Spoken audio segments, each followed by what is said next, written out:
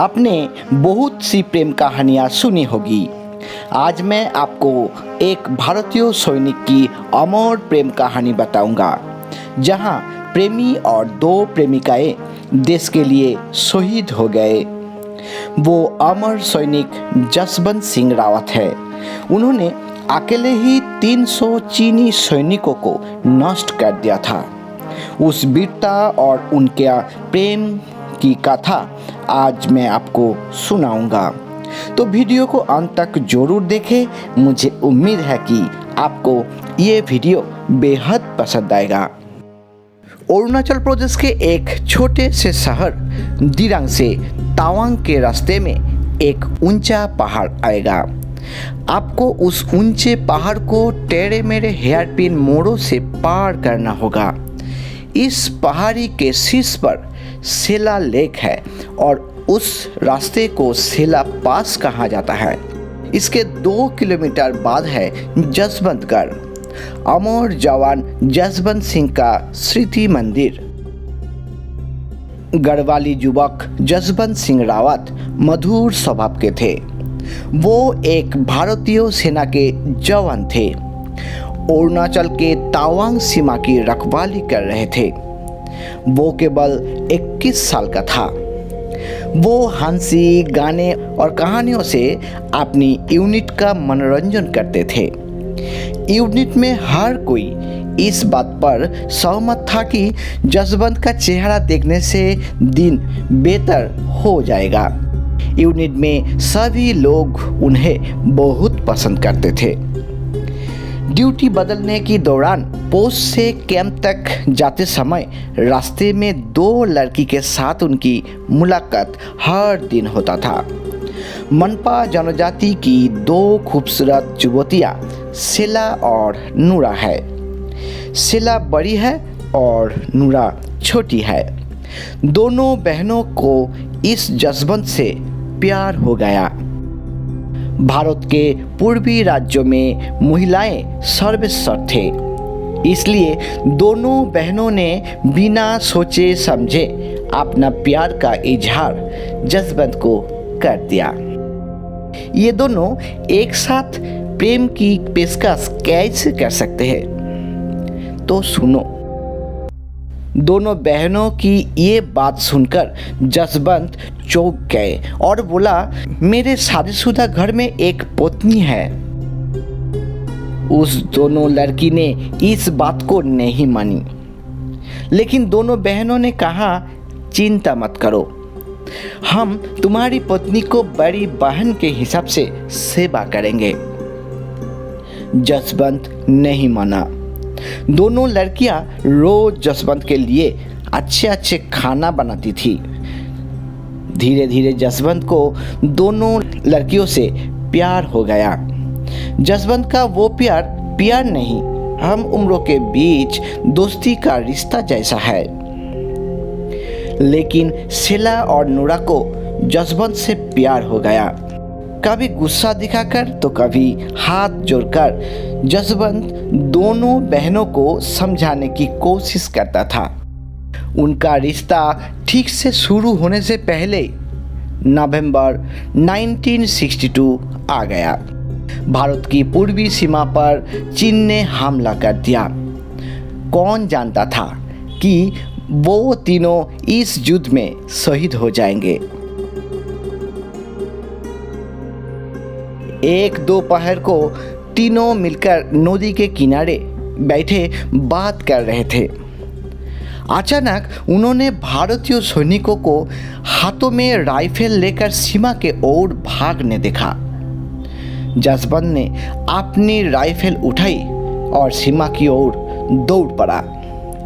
2 बहनें सेला और नूरा भी जसवंत के आगे पीछे चल रही थी। मना करने के बावजूद दोनों बहनों ने जसवंत की बात नहीं मानी। चीनी सैनिक मीडियम मशीन गनों के साथ आगे बढ़ने लगे। जसवंत की नंबर 4 गढ़वाल राइफल को उस वक्त चीनी सेना ने 3 तरफ से घेर लिया था। लाइट मशीन गन भारतीय सेना के पास थी। जिस समय में भारतीय सेना एक राउंड फायर करता था, उसी समय में चीनी सैनिक 10 राउंड फायर कर सकता था। इस बात से आप समझ जाओगे कि तब भारतीय सेना की हालत क्या थी। चीनियों ने भारतीय सेना के 162 सैनिकों को मार डाला। फिर उपरोक्त आदेश के अनुसार भारतीय सेना को पीछे हटने को कहा गया, लेकिन जसवंत पीछे नहीं हटे। उन्होंने अकेले ही 3 बंकरों से फायरिंग शुरू कर दी। सेला और नूरा ने जसवंत को अकेला नहीं छोड़ा। दोनों बहनों ने कहा कि जिएंगी तो साथ जिएंगी, मरेंगी तो साथ मरेंगी।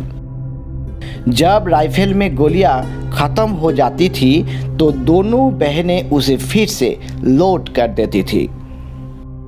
चीनी सैनिकों को लगता है कि 3 बंकरों में कई भारतीय सैनिक हैं, तो वो मूर्ख बन गए और आगे बढ़ने से रुक गए। इस बीच एक एक करके चीन के सैनिक जसवंत की गोली से मारे जा रहे थे।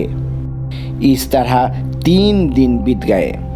जसवंत की गोलीबारी से लगभग 300 चीनी सैनिक मारे गए, लेकिन इस बार जसवंत को एहसास हुआ कि गोला बारूद खत्म हो रहा था और चीनी सैनिक जल्द ही जसवंत की रणनीति को समझ जाएंगे। ये वही हुआ जिसका डर था। मनपा के ग्रामीण जसवंत, सेला और नूरा को खाना सप्लाई देते थे। उनमें से एक को पकड़कर चीना सैनिकों ने सब कुछ मालूम कर लिया। चीनी सेना हैरान थी। सिर्फ एक आदमी के लिए हजारों लाखों चीनी सैनिक 3 दिन से एक जगह बैठे हैं। उसने 300 सैनिकों को जान भी ले ली। दिन था 17 नवंबर 1962। भोर होते ही चीनी सेना ने अचानक आक्रमण कर दिया। इससे पहले कि तीनों कुछ समझ पाती, एक चीनी ग्रेनेड सेला के सर पर जा लगा। सेला का लहू भरा शरीर जसवंत की आंखों के सामने पहाड़ से गिरने लगा। देश के लिए पहला शहीद 19 वर्षीय मनपा जुबोस्ती सेला थी।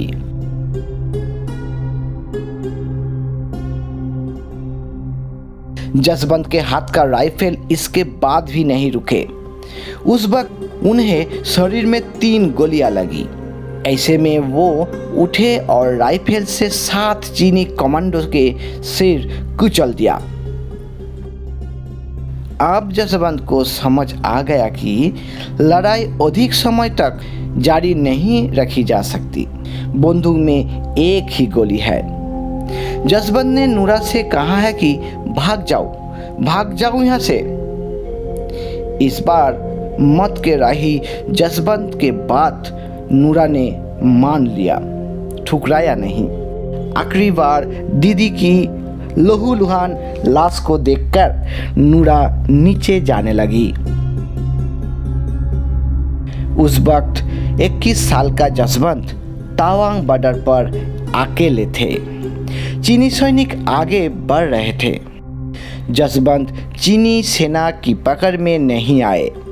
उन्होंने पिस्तौल में केवल एक ही गोली का इस्तेमाल किया।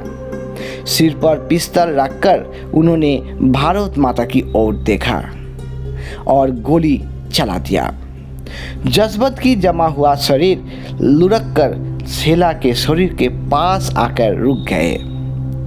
जिस पेड़ पर जसवंत की मृत्यु हुई वो आज भी जसवंतगढ़ मेमोरियल में संरक्षित है। अब आप ये सोचेंगे कि नूरा को क्या हुआ होगा, तो सुनो। नूरा तब भागी नहीं थी। वो पत्थर के पीछे से सब कुछ देख रही थी। केवल जसवंत के आखिरी वचन को निभाने के लिए जाने का नाटक किया। नूरा जसवंत और शीला दीदी के साथ मरना चाहती थी। आखिरकार 17 साल के नूरा को चीनी सेना ने पकड़ ही लिया। नूरा को क्रूर चीनी सेना ने टेलीफोन के तार से फांसी पर लटका दिया था। 2 सुंदरी युवतियां सेला और नूरा ने जसवंत के साथ भारत माता के चरणों में अपने प्राण अर्पित कर दिए।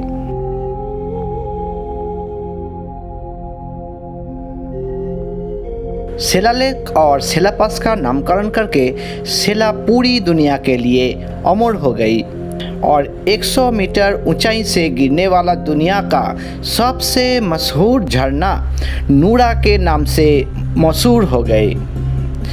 इसको नूरानांग फॉल्स भी कहा जाता है। अगर इतनी कहानी सुन ली हो तो बाकी भी सुन लीजिए, नहीं तो सब अधूरा रह जाएगा। 72 घंटे यानी 3 दिनों तक चीनी सैनिकों को रोक रखने से भारतीय सैनिकों को तैयार होने का समय मिल गया था और वो एक मजबूत जवाबी हमला करने में सक्षम हो गए, जिससे चीनी पीछे हटने को मजबूर हो गए। युद्ध खत्म होने के बाद भारतीय सेना को जसवंत सिंह रावत का पता नहीं चला और उन्हें 72 घंटे के मौत की लड़ाई के बारे में किसी को पता नहीं चला। सबने सोचा कि जसवंत डरकर भाग गया है। उस समय उन्होंने तावांग सेक्टर के एक ड्यूटी जनरल को स्वप्न दिया और स्वप्न में सारी बात बताई। जसवंत ने कुछ चीनी सैनिकों से भी पता लगाने को कहा।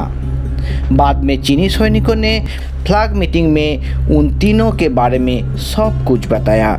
वीडियो बहुत बड़ा हो गया है ना। मैं जानता हूँ कि कई लोगों ने बीच में ही छोड़ दिया। वैसे भी आज का वीडियो इतना ही था। ये वीडियो आपको कैसा लगा ज़रूर कमेंट में बताना। सब ठीक रहे, स्वस्थ रहे। धन्यवाद।